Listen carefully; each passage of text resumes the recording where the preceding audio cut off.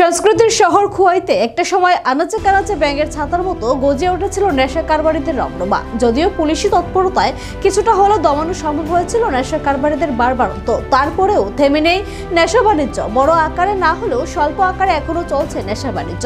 পুলিশি অভিযান ও রয়েছে অব্যাহত। ঘটনার বিবরণে জানা যায়, খোয়াই সুভাষ পার্ক ফাঁড়ির ওসি রঞ্জিত সরকার জানিয়েছেন, শনিবার তার কাছে একটি গোপন সূত্রে খবর আসে দুর্গানগর এলাকার পার্থদে নামক জৈনক একই ব্যক্তির ভাড়া বাড়িতে বেশ কিছু নেশা সামগ্রী বিক্রয়ের উদ্দেশ্যে মজুত করা হয়েছে। সেই খবরের ভিত্তিতে পার্থদের ভাড়া বাড়িতে ওসি রঞ্জিত সরকারের নেতৃত্বে অভিযান চালায় এবং নেশা সামগ্রী সহ আটক করে নেশা কারবারিকে।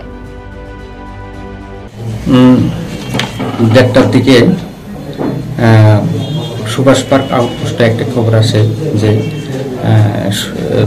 দুর্গানগর সুজিত সরকার, যার বাড়িতে পার্থদে নামে একজন লোক ভাড়া থাকে, সে অনেক পরিমাণ কন্ট্রাব্যান্ড মজুত করে রেখেছে এবং সে এগুলি বিক্রির উদ্দেশ্যে রেখেছে এবং যাতে আমরা তাড়াতাড়ি সে রেড করি, না হলে সে অন্যখানে সরিয়ে নেবে, এরকম একটা খবর আমাদের কাছে আসে।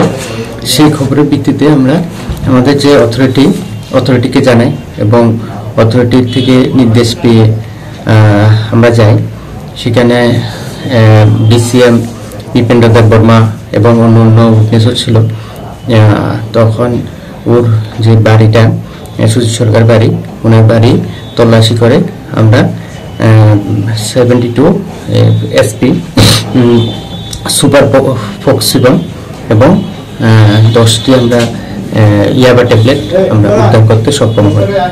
তো আমরা যে পার্থদে তাকেও আমরা পাই।